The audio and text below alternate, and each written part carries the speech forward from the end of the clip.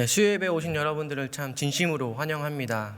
오늘은 요한일서 3장 16절에 18절 말씀을 가지고 하나님의 눈에는 하찮은 이가 없다는 제목으로 함께 말씀을 나누려고 합니다. 여러분, 우리는 살아가면서 다양한 사람들을 만나곤 합니다. 긍정적인 사람을 만나기도 하고 부정적인 사람을 만나기도 하고 때로는 유쾌하고 쿨한 사람을 만나기도 하고 때로는 자존감이 낮은 사람을 만나기도 합니다. 저는 자존감이 그리 높지 않은 편입니다. 그래서 누군가 칭찬을 해주면은, 누군가 저에게 인정해주는 말을 하면은 저는 제 마음을 200% 열어줍니다. 그리고 제 마음을 그 사람에게 다 던져줍니다. 저는 저의 이런 모습을 알고 있습니다. 그래서 누군가 저에게 칭찬을 할 때 스스로 좀 조심하려고 하는 편입니다. 그러나 때로는 이런 저의 모습이 저를 힘들게 할 때가 있습니다.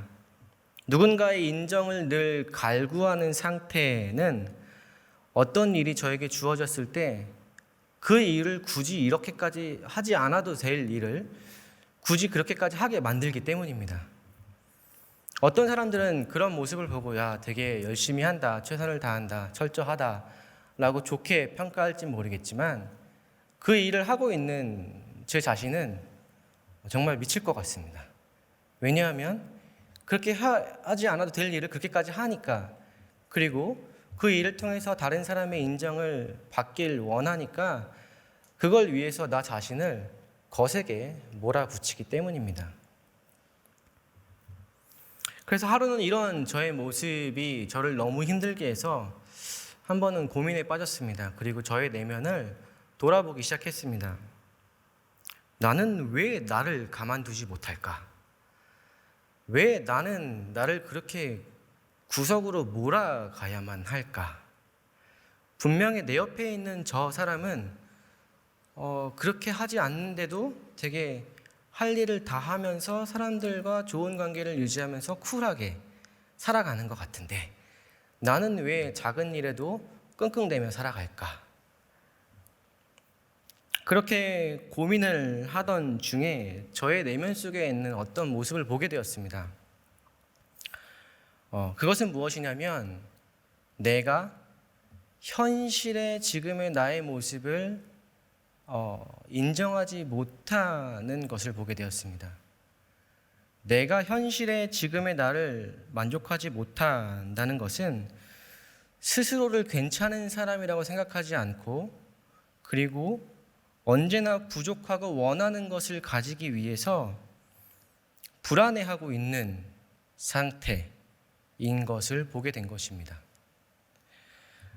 내가 나를 사랑하지 않는다는 것은 우리가 흔히 잘 아는 말로는 자존감이 낮은 상태를 의미하고, 이거를 극단적인 단어로 표현을 한다면 자기를 혐오하는 상태일 겁니다.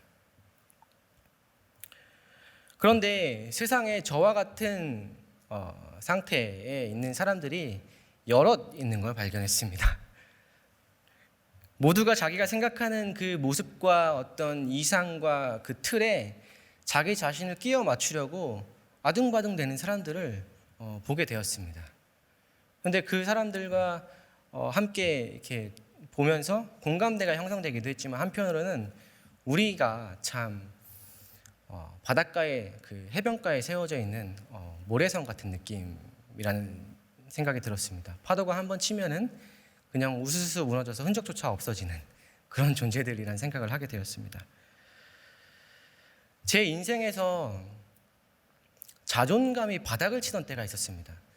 세상에서 가장 못난 사람이고 가장 불행한 사람이고, 그래서 모든 것을 포기하고 그만두고 싶었던 때가 있었는데, 그런 모든 부정적인 감정들이 저를 감싸고 있을 때 길을 가다가 어떤 광고 전단지에, 정말 그런 게 붙어있을 전단지가 아니었는데, 그 전단지에 또 그런 문구가 있을 게 아니었는데, 그 전단지 밑에 작은 글귀가 하나 써져 있었습니다. 어떤 글귀였냐면 하나님은 당신을 사랑하십니다 였습니다.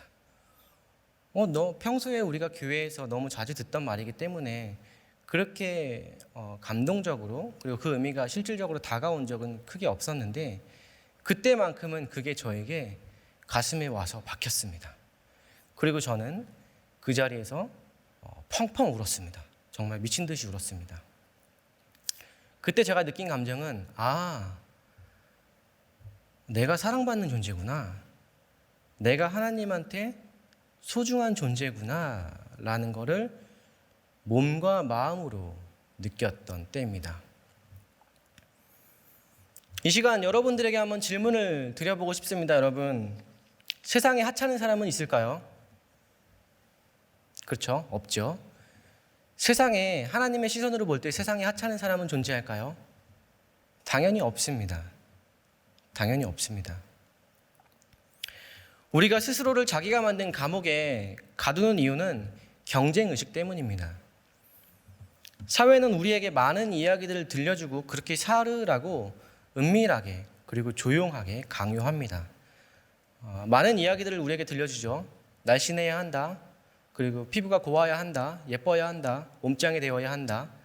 좋은 대학, 좋은 집에 있어야 하고 좋은 차를 타야 하고 좋은 직장에 들어가야 하고 결혼하면 행복해야만 한다. 여러 가지 이야기들을 우리에게 들려주며 그렇게 살아야만 너는 성공하고 너는 괜찮은 사람인 거야 라고 이야기를 합니다. 그게 나쁜 건 아닙니다.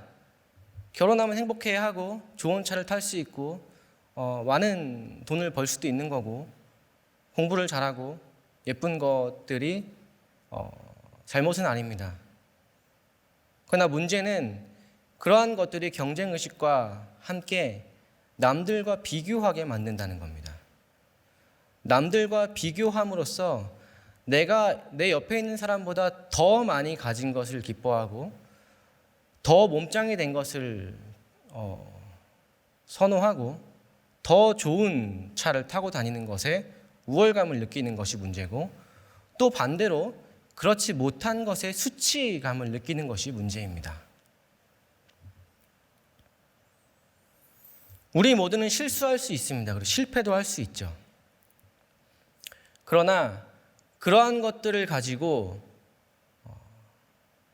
그 사람을 험담하면서 깎아내리는 것이 문제고 그렇게 깎아내림으로 인해서 나의 낮은 자존감을 채워서 나는 그런 사람이 아니야 라고 느끼는 것들이 문제입니다.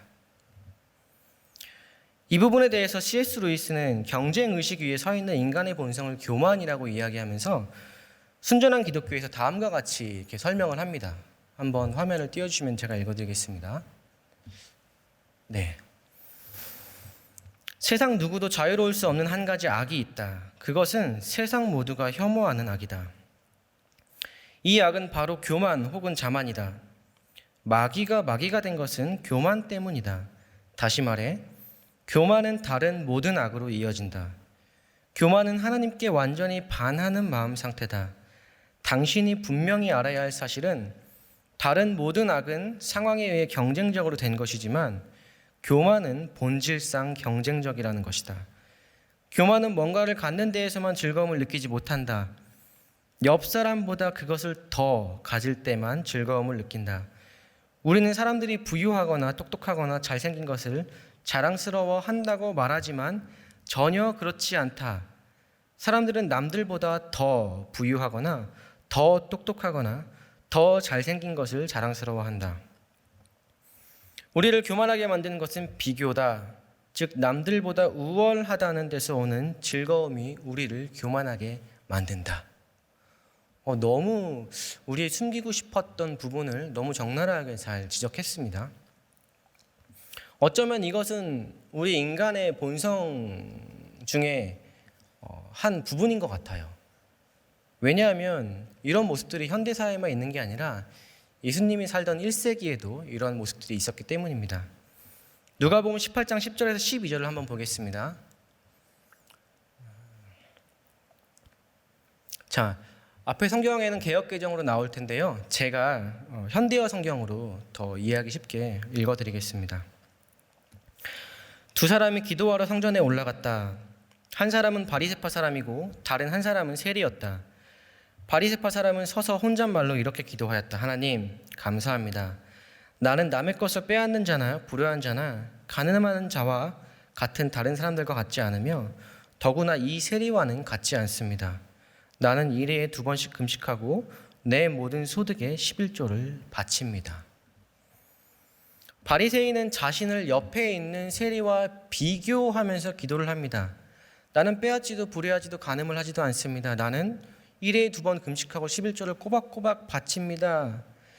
그의 기도는 하나님을 향해 하는 것 같지만 사실은 자신이 잘한 것들, 옆에 있는 세리보다 더 나은 것들을 나열하면서 헬라어 원문을 보면 자기 자신을 향해 기도하고 있다라고 되어 있습니다. 그는 자기가 남보다 더 괜찮은 것들을 나열하면서 옆에 있는 세리와 구분짓습니다. 편을 가르는 거죠, 편을. 바리새인의 이 기도는 오늘날 우리에게 이렇게 확장 적용될 수 있을 것 같습니다. 하나님, 나는 저 남자와 같지 않음을 감사합니다. 하나님, 나는 저 사람과 같지 않음을 감사합니다. 하나님, 나는 이 사람하고 같지 않음을 감사합니다. 라고 말입니다. 우리 안에 뿌리 내린, 그리고 우리의 본성 안에 숨겨져 있는 이런 비교 의식과 이로 인한 우월감을 즐기려는 모습들과 알게 모르게 느끼는 수치심들은 분명히 우리에게 옳은 삶의 모습은 아닐 겁니다. 하나님의 시선에서 하찮은 사람이 없다는 것을 아주 명확하게 보여주는 본문이 있습니다. 마태복음 1장에 있는 예수님의 족보죠. 여기에는 정말 위대하고 존경받아 마땅한 사람들과 함께 정말 그렇지 못한 창피하고 숨기고 싶은 사람들도 함께 등장합니다. 당시 사람들에게 족보는 이력서와 같은 것이었습니다. 우리가 이력서를 어디에 제출할 때 내가 그동안 잘해왔던 것, 그리고 드러내고 자랑하고 싶은 것들을 기입하고 그것을 보여주죠. 그게 우리의 마음인데 이 사람들에게는 이 족보가 그랬다는 겁니다. 그래서 당시 사람들은 족보에다가 조상들의 이름을 기록할 때 유명하고 존경받아 마땅한 사람들의 이름은 당연히 넣고 창피하고 숨기고 싶은 조상들의 이름은 은근슬쩍 삭제했었습니다. 헤롯 대제 같은 경우는 자신의 가문으로 평가받고 싶지 않아서 족보를 아예 삭제했던 사람입니다. 이런 관점에서 본다면 예수님의 족보는 솔직하다 못해 너무 투명합니다. 너무 투명합니다. 그분의 족보에는 예상대로 사람들의 눈에 위대한 사람들과 그렇지 못한 사람들이 등장하죠. 예를 들어 다윗과 솔로몬 같은 사람들, 모든 이스라엘 사람들의 존경과 그리고 사랑을 받는 사람들이 등장합니다. 당연히 들어가야죠. 그리고 아브라함도 등장합니다. 그런데 여기에 요셉과 마리아도 등장합니다. 요셉과 마리아는 나사렛이라는 시골 촌구석에 그냥 소박한 청년들이었죠. 그들은 뭐 딱히 내세울 만한 게 없는 사람들입니다. 또 가난했습니다. 성전에 제물을 바칠 때 비둘기를 바쳐야만 했던 사람들이죠. 가난한 사람들이 바쳐야 했던 제물이 비둘기였으니까요. 그리고 기생 라합도 등장합니다. 그리고 6절에 보면은 우리야의 아내도 등장합니다. 이 사건은 이스라엘 역사에서 어떻게 보면은 숨기고 싶은 사건일 겁니다. 왕이 자기의 충신의 아내와 불륜을 저지른 사건인데 이거는 어떻게 보면 당연히 지워져야 할 사건임에도 불구하고 마태복음 1장에 있는 예수님의 족보에 들어가 있습니다. 그리고 야곱, 인생이 거짓으로 얼룩져 있던, 그리고 이름조차 남을 속이는 자라는 야곱도 들어가 있습니다. 그리고 온 세상에 죄를 들여와 온 인류를 고통에 빠뜨린 장본인인 아담도 등장합니다. 예수님의 족보는 이렇습니다. 여기에는 우리가 생각하기에 위대한 사람들과 그리고 하찮게 여겨지는 사람들 모두가 등장합니다. 여기에 등장하는 사람들이 죄를 저질렀지만 괜찮다는 이야기는 아닙니다. 이들은 모두 자기의 삶에서 솔직하게 예수 그리스도를 필요로 했고 그리고 그분을 구세주로 받아들였습니다. 그리스도의 사랑이 묻어있는 그들은 하나님의 시선에서 바라볼 때 그 누구도 하찮지 않았습니다. 오히려 그들의 삶을 통해 하나님께서는 자신의 일을 이루어 가십니다. 예수님에게 존귀하게 여김을 받는다는 사실을 아는 사람은 자유로워집니다. 굉장히 자유로워집니다. 세상과 자기 자신에게서 솔직해질 수 있습니다. 물론 우리는 완벽하지 않습니다. 아직 미완성의 작품이고 아직도 부서지기 쉽고 깨져 있고 상처받고 아픈 상태예요. 망가져 있고 약합니다. 아직은 그렇지만 하지만 예수 그리스도 덕분에 우리는 진정으로 중요한 재판관이신 하나님 앞에 존귀하고 소중한 존재로 여겨진다는 게 중요한 사실입니다.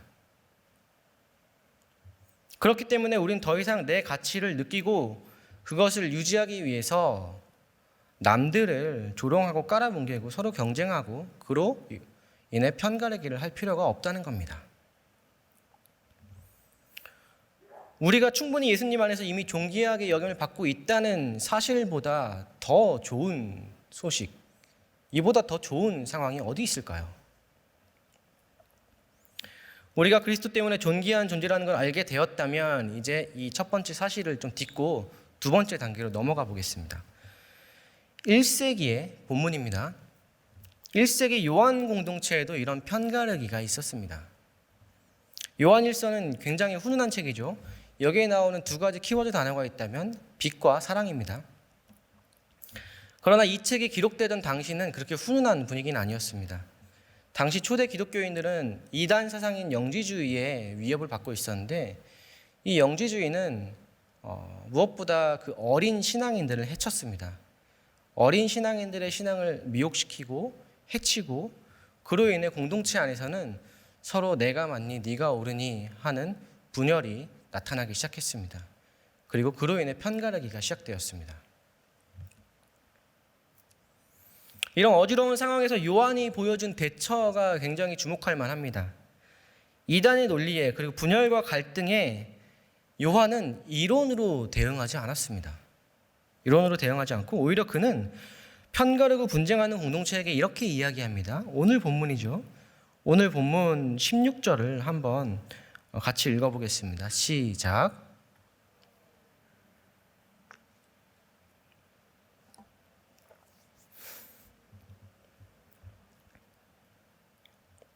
아멘.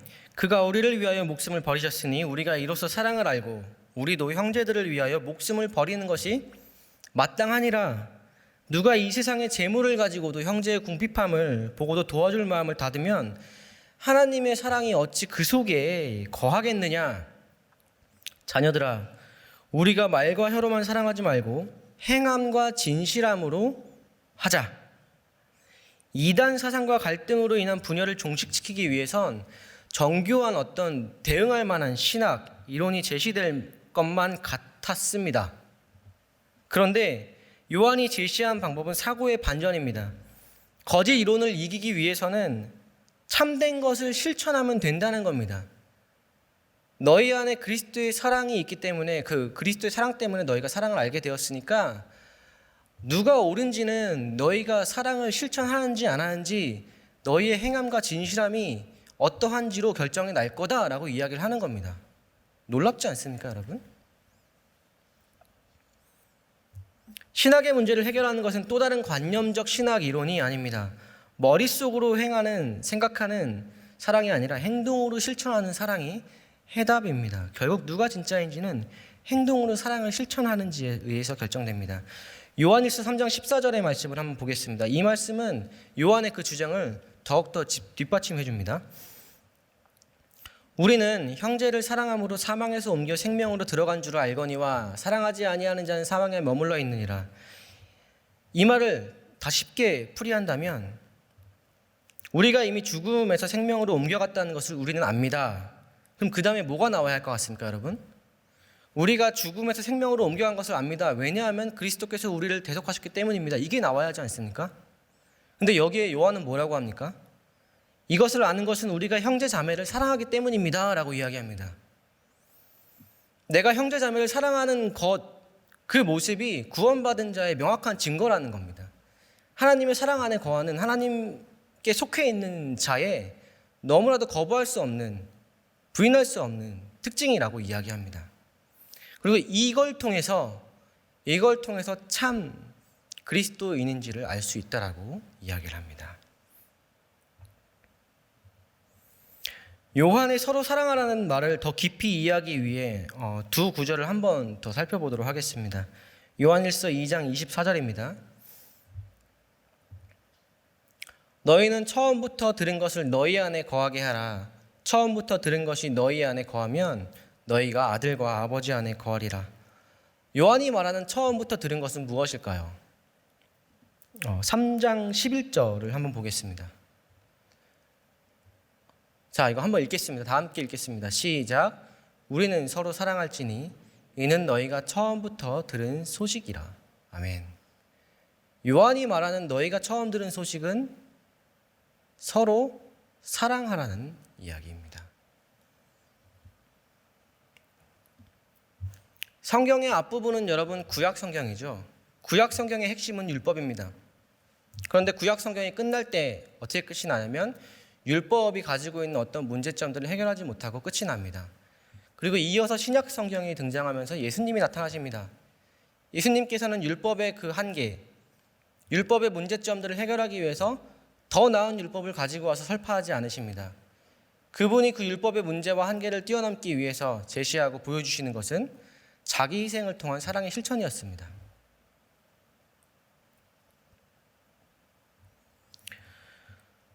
서로 사랑해야 한다는 것이 그리스도를 통해 나와 여러분이 처음 받은 소식입니다. 그것을 우리가 잊으면 그 어떤 숭고한 가치도 그 숭고한 가치와 이상도 쓸모없는 것이 되어버립니다.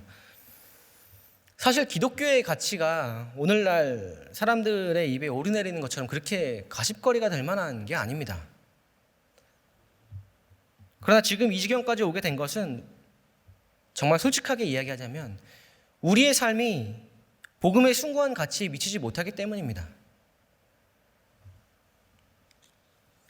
이런 말이 있습니다. 세상 사람들은 그리스도인들을 통해 복음을 듣고 싶어 하지 않습니다. 그들은 그리스도인들을 통해 복음을 보고 싶어 합니다. 이런 이야기 들어보셨습니까? 사람들은 우리를 통해 복음을 보고 싶어 합니다. 너희가 그렇게 가치 있게 여기고 소중하게 여기는 그 숭고한 가치, 복음이라고 얘기하는 거를 나한테 보여줘. 들려주지 말고 보여줘라고 이야기합니다. 여러분, 초대교회 시절에 전염병이 돌았습니다. 안토니우스 역병이라고 불리는 이 전염병은 사진이 있습니다. 안토니우스 전염병이라고 불리는 이 전염병은 로마 제국 인구의 3분의 1을 앗아갔습니다. 황제도 이 역병에 의해 목숨을 잃었을 정도니까요. 그 후에 249년 로마는 다시 한번 이 감염병이 타격을 입게 됩니다. 단 하루 만에 5,000명이 죽었다는 보고가 있습니다.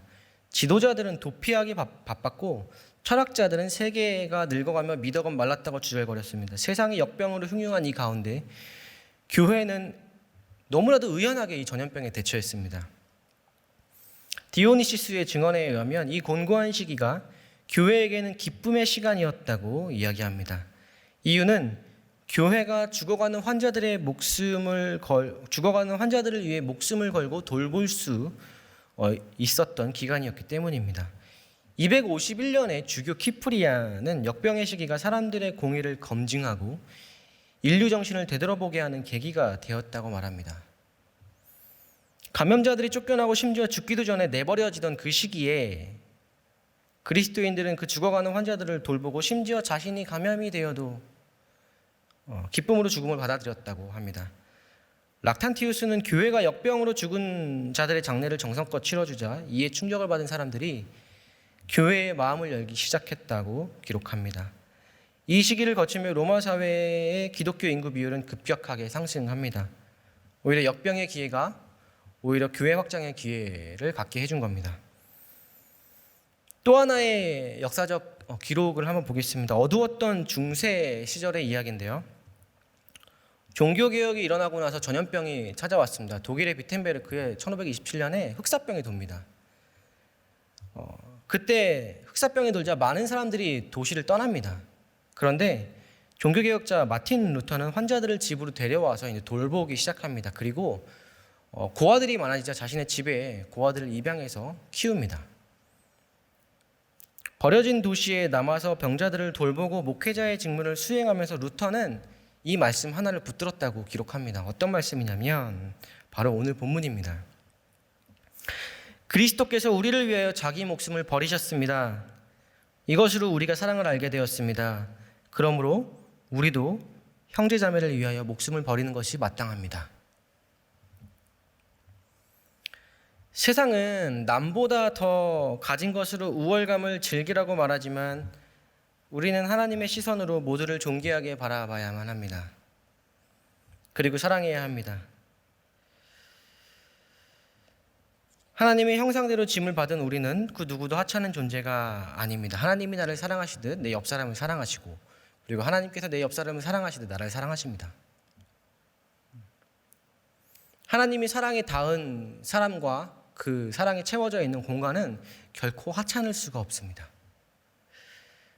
자, 그러면 이 두 번째 단계에서 한 번만 더 우리가 사고의 확장을 합시다. 오늘 설교 제목이 하나님의 눈에는 하찮은 이가 없다입니다. 그렇죠? 사실 이 제목은 하찮은 공간과 하찮은 사람은 없다는 프란시스 셰퍼의 말에서 빌려왔습니다. 셰퍼는 작지 않은 사람들이라는 책에서 이 내용을 다음과 같이 언급합니다. 제가 읽어드리겠습니다. 하나님 보시기에 하찮은 사람이나 하찮은 장소는 없습니다. 만약 그 사람들이 삶 전체를 예수님께 맡기고 예수님의 인도를 받는다면 그 하찮은 일로 인하여 한 시대의 흐름을 바꿀 수도 있습니다. 이 말이 이해가 되십니까, 여러분? 이 말은 어떤 의미냐면요, 우리의 일상이 하나님의 선교와 관련이 되어 있다는 이야기입니다. 내가 매일 가는 곳, 그리고 매일 반복하는 일들이 하나님이 이 어그러진 세상을 회복시키는 도구와 통로가 된다는 이야기입니다. 사도 요한이 일관되게 이야기했던 행함과 진실함으로 사랑을 실천하라는 이야기가 이곳으로 연결 확장됩니다. 세상에는 두 부류의 사람이 있습니다. 왜곡된 창조 세계를 다시 회복시키는 하나님의 선교 프로젝트를 알고 거기에 내가 거기에 부름을 받았다는 것을 인식하고 살아가는 사람과 그거를 모르고 살아가는 사람입니다. 그걸 알고 살아가는 사람은 매일같이 반복되는 나의 일상이 너무 기쁠 겁니다. 왜냐하면 하나님께서 내가 하는 일상과 내 손끝에서 그 하나님의 숭고한 놀라운 일들을 이루어 가시기 때문에 그 일은 하나님의 일이 되는 겁니다. 너무 기쁠 것입니다.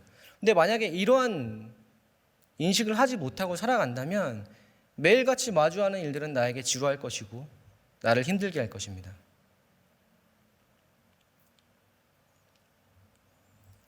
이거에 대해서 루터는 세상을 움직이는 하나님이라고 표현을 하면서 하나님은 살아있는 모든 것을 먹이신다라고 표현합니다.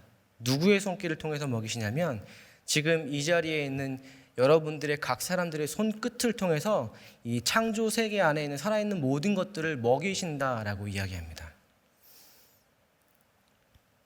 은과 금은 광부들의 손에서 나오고 양떼와 곡식들은 농부들의 손에서 나옵니다.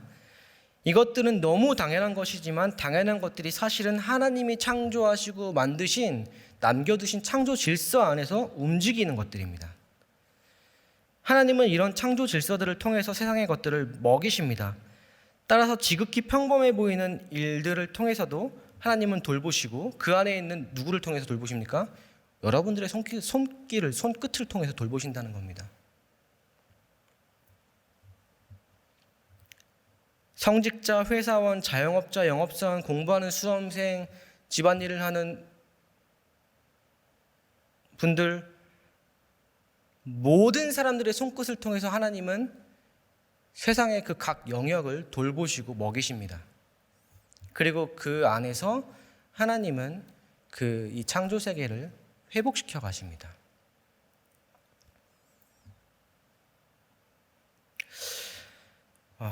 사랑하는 여러분, 우리가 매일같이 반복하는 그 일은 하나님이 세상을 돌보는 통로입니다.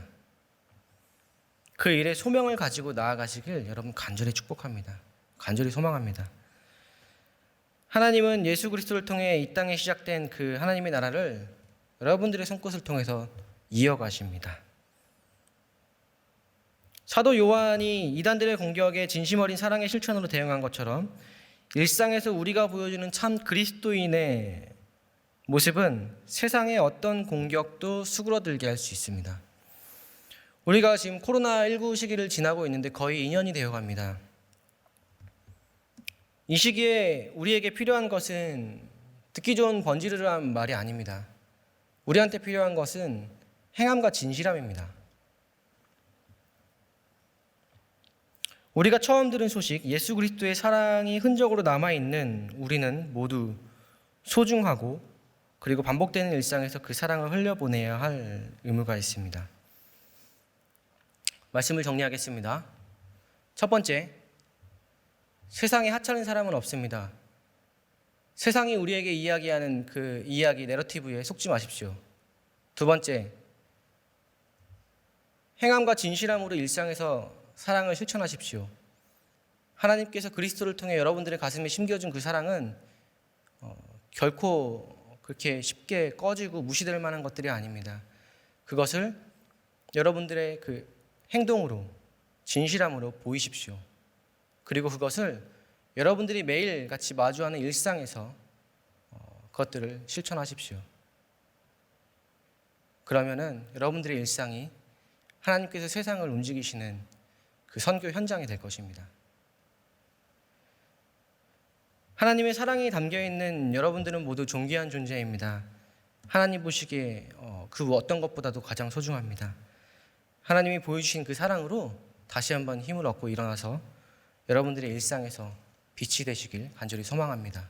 우리 같이 찬양하고 같이 기도하겠습니다.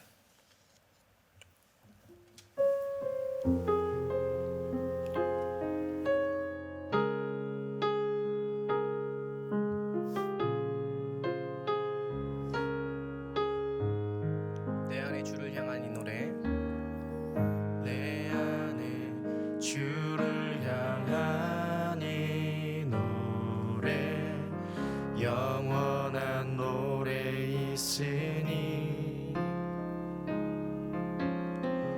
날 향한 주님의 크신 사랑 영원히 찬양하리라. 십자가 그 사랑 찬양하리. 날 구원하신 그 사랑, 내 삶을 드려 찬양하리라. 놀라우신 주의 사랑 영원히 찬양하리라. 영원히 찬양하리라. 아름다우신 오 놀라우신 형언할 수 없는 사랑, 오 위대하신 하나님의 사랑 영원히 찬양하리. 다시 한번 고백합니다. 내 안에 주를 향한 이 노래, 내 안에 주를 향한 이 노래, 영원한 노래 있으니 날 향한 주님의 크신 사랑 영원히 찬양하리라. 십자가 그 사랑, 십자가 그 사랑 찬양하리. 날 구원하신 그 사랑 내 삶을 드려 찬양하리라.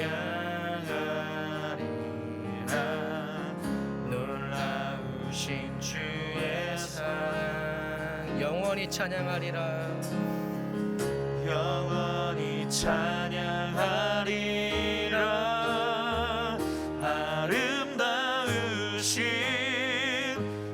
놀라우신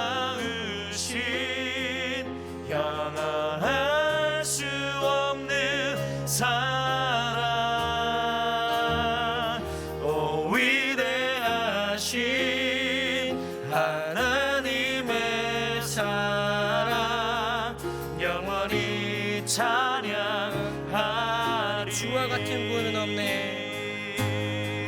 주와 같은 분은 없네. 이 세상 그 누구도 주와 같은 분은 없네. 누구도 비길 수 없네. 주와 같은 분은 없네. 이 세상 그 누구도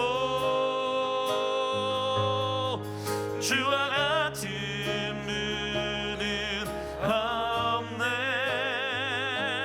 누구도 비길 수 없네.